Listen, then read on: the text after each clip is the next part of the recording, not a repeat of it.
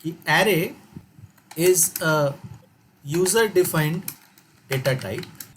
It stores homogeneous data and the data is stored in contiguous memory locations. इसका meaning क्या है? User defined data type का मतलब है कि यूज़र एरे को डिफाइन करता है. ये प्रिमिटिव या बेसिक डेटा टाइप नहीं है इंट कैर जैसा. यूज़र को उसको डिफाइन करना पड़ता है. यूज़र के डेफिनेशन के हिसाब से वो डेटा टाइप काम करता है. सेकेंड बात है कि it stores homogeneous data. Homogeneous का मतलब है एक ही नेचर का. Yes, yes. जैसे अगर सिर्फ वो स्टोर करेगा तो या तो सिर्फ इंट ही स्टोर करेगा, या स्टोर करेगा तो सिर्फ कैर ही स्टोर करेगा. इसके अलावा और भी कॉम्प्लेक्स डेटा टाइप्स है जिसमें इंट कैर वगैरह मिला जुला रहता है, जैसे स्ट्रक्चर, वो बाद में हम लोग देखेंगे. तो हो सकता है कि वो स्ट्रक्चर को ही स्टोर करेगा.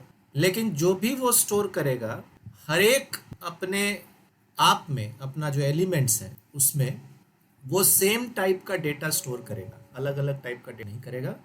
और वो कंटिग्यूअस मेमोरी लोकेशंस में स्टोर करेगा.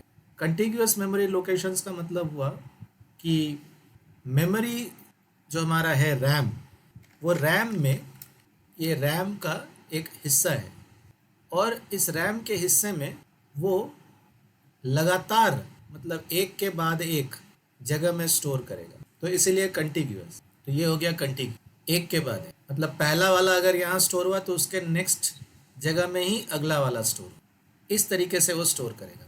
तो सपोज करते हैं कि 1 2 3 4 5 यहाँ तक ले रहे हैं.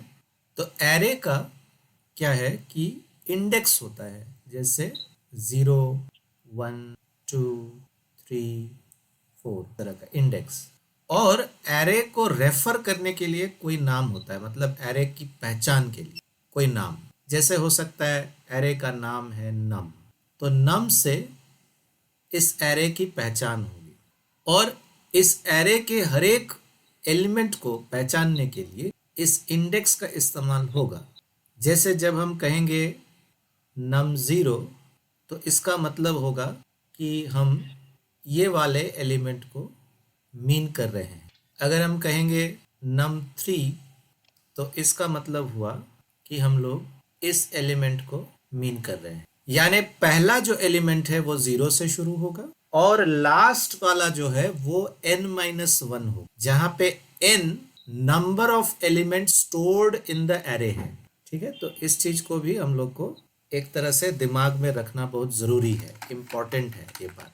क्या इम्पोर्टेंट है कि the first element has index 0 and last element has index n minus 1, where n is the number of element in the. अब हम लोगों को अगर किसी भी एलिमेंट में कोई नंबर या कोई चीज को अगर डालना है तो वो हम लोग डाल सकते हैं इस तरह से, इसको इस्तेमाल करके, नाम को इस्तेमाल करके. जैसे अगर हम लोगों को इस जगह में 2 में डालना है किसी चीज को, सपोज, तो हम कैसे करेंगे? हम करेंगे ऐसे, नम 2 असाइनमेंट ऑपरेटर लगाएंगे और जो कुछ भी डालना है जैसे 75 सब, तो वो हम, तो इससे क्या होगा, ये जो वैल्यू है 75 ये नम 2 में चला जाए. नम 2 का मतलब है ये जगह, तो यहाँ पे आ जाएगा 75. अगर वैसे ही हम यहाँ पे डालना चाहते हैं कुछ नम 1 में, तो वैसे ही कर सकते. सपोज हम नम 1 में डाल दिए 32, हम नम 0 में डाल दिए 14, ऐसे कुछ नंबर्स हम डाल रहे हैं. तो इसी तरीके से हम डालेंगे. यहाँ डाल दिए 29, यहाँ डाल दिए माइनस. अब हम लोगों को किसी भी एलिमेंट के जगह क्या स्टोर है उसको देखना है, दिखाना है या स्क्रीन पे शो करना है. तो हम लोग प्रिंटफ स्टेटमेंट लिख सकते हैं और %d, चूंकि ये इंटीजर एरे है इस, और फिर जिस जगह को देखना है, सपोज मुझे ये 1 वाला जगह, मतलब सेकेंड एलिमेंट को देखना, तो हम लिख देंगे यहाँ नम, क्या लिखेंगे, नम 2 लिखेंगे, सेकेंड एलिमेंट इससे. तो अक्सर क्या करते हैं हम लोग, एक एरे को पॉपुलेट करने के लिए, पॉपुलेट मतलब उसमें एलिमेंट्स डालने के लिए हम लोग लूप की मदद लेते हैं. क्योंकि हम लोगों को एलिमेंट्स जब डालना है तो हम लोग scanf से डालते हैं इस तरह, scanf %d और एम्परसेंड डाल के नम जिस जगह में डालना है उस जगह का इंडेक्स, सपोज अगर हम यहाँ पे डालते हैं 2, तो ऐसे। तो इससे क्या होगा कि इनपुट लेकर num2 में स्टोर हो जाए। ऐसे ही अगर हम लोग यहाँ से यहाँ तक डालना चाहे तो मुझे लगातार लिखना पड़ेगा, पहले num0 लिखना पड़ेगा और फिर ऐसे ही लिखते जाना होगा, और ये वाला हो जाएगा 1, ये वाला हो जाएगा 2 और ये वाला हो जाएगा 3 और यहाँ होगा 4। तो ऐसा हम कर सकते। इससे ये सब जो जगह है इसमें अलग अलग एलिमेंट्स इनपुट लेकर स्टोर हम कर सकते हैं। मगर ये एरे अगर बहुत बड़ा है, जैसे उसमें अगर 100 या 1000 या लाख एलिमेंट्स स्टोर किए जा सकते हैं, तो उस परिस्थिति में इस तरह से लिखना बहुत मुश्किल काम है और हम तब लूप का सहारा लेते हैं। तो लूप का सहारा हम कैसे लेते हैं? लूप का सहारा हम लेते हैं कि हम एक लूप वेरिएबल इस्तेमाल करेंगे जैसे हर लूप में होता है, और उसको 0 से शुरू करें। 0 से इसलिए क्योंकि एरे का जो फर्स्ट एलिमेंट है उसका इंडेक्स 0 है, और हम इस लूप को तब तक चलाएंगे जब तक ये लास्ट एलिमेंट का इंडेक्स पर हम न पहुंचे। तो इसलिए अच्छा रहता है इसको i लेस देन n लिखना। तो n का जो भी वैल्यू है, n का मतलब है लूप का साइज, तो लूप का साइज है 5, जितना एलिमेंट्स हम डाल सकते हैं वो होगा साइज, और लास्ट इंडेक्स जो है वो उससे एक कम होगा क्योंकि हम 0 से शुरू। अब इसको फिर हम scanf और इसमें लिख सकते हैं %d एम्परसेंड num i यहाँ इसलिए लिखेंगे क्योंकि इस लूप के चलते समय i का जो वैल्यू है वो 0 से लेकर के 4 तक जाएगा। जैसे जैसे i का वैल्यू चेंज हो वैसे वैसे यहाँ पे भी ये num i चेंज होगा। यानी पहली बार जब i इक्वल टू 0 होगा तो ये स्टेटमेंट num0 से एग्जीक्यूट, यानी जो भी इनपुट हम लेंगे वो num0 में स्टोर हो जाए। अगली बार जब ये लूप चलेगा उस समय i का वैल्यू 1 होगा, क्योंकि हम जानते हैं कि हर बार अपडेट होकर के इंक्रीमेंट होता है, या जैसा भी अपडेट रूल में लिखा हुआ है उस हिसाब से वो i चेंज होगा। तो यहाँ पे i प्लस प्लस चूंकि है इसलिए i हमेशा 1 इंक्रीमेंट होता जाएगा। तो पहली बार अगर 0 है, अगले बार 1 होगा। जब i 1 होगा तब इस स्टेटमेंट का जो एग्जीक्यूशन है वो num1 के साथ होगा, यानी जो भी इनपुट हम लेंगे वो num1 में जाके स्टोर। वैसे ही तीसरे बार num2 बन जाएगा, 1 से इंक्रीमेंट होकर के 2 और यहाँ स्टोर। हम थोड़ा सा इसको एग्जाम्पल या ड्राई रन करके दिखाना। पहली बार में हम लोग देखे हैं कि लूप जब चलता है तो हमारा एक रैम में लूप वेरिएबल, यहाँ पे लूप वेरिएबल है i, तो रैम में ये i है और शुरू में ये इनिशियलाइज हुआ है 0 से, तो शुरू में इसका वैल्यू है 0।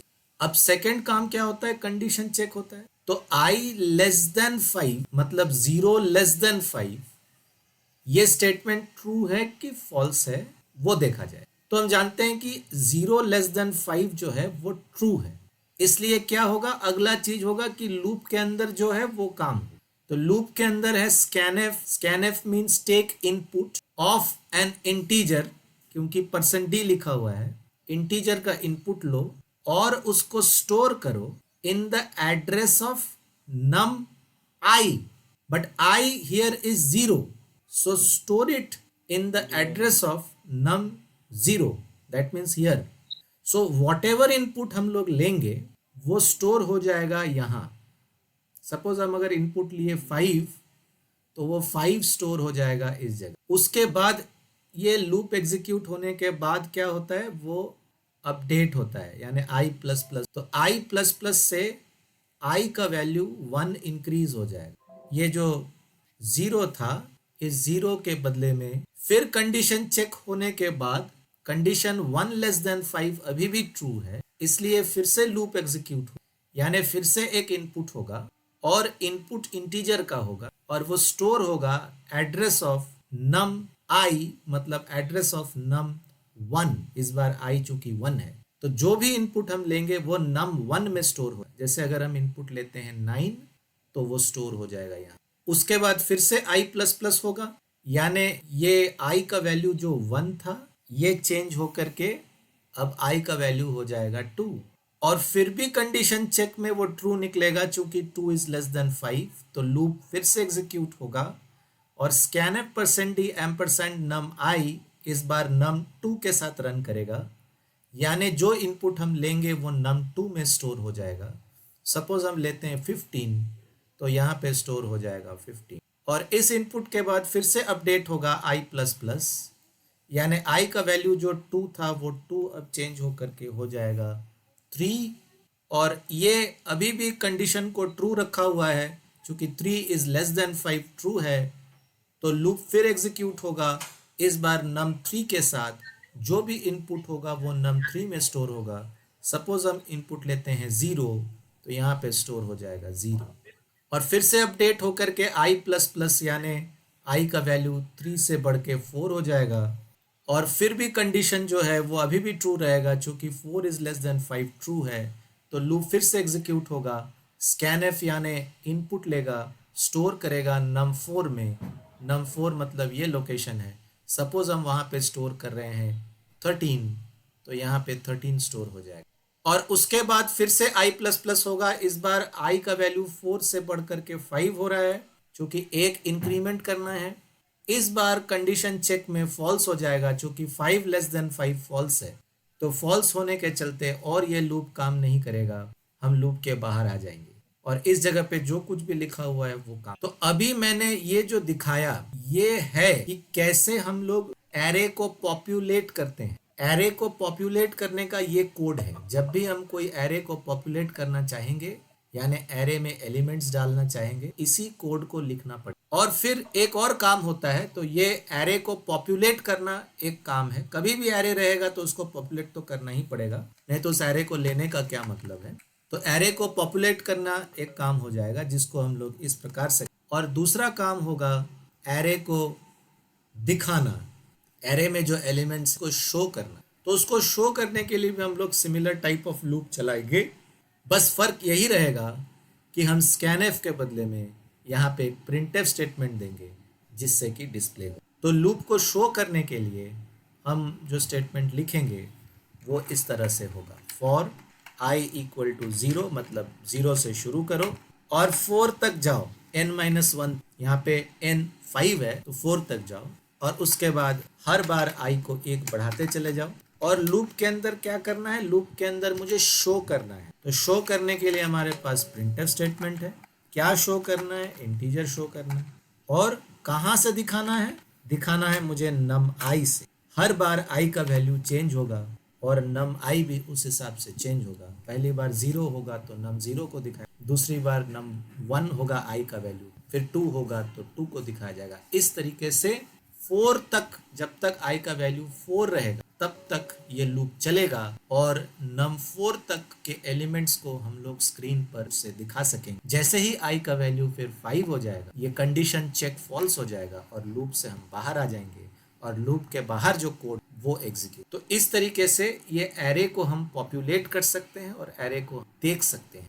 इसी चीज को देखने के लिए हम लोग जल्दी से अपने कोड एडिट जाएंगे और देखेंगे कि ये वाकई ऐसा है कि नहीं।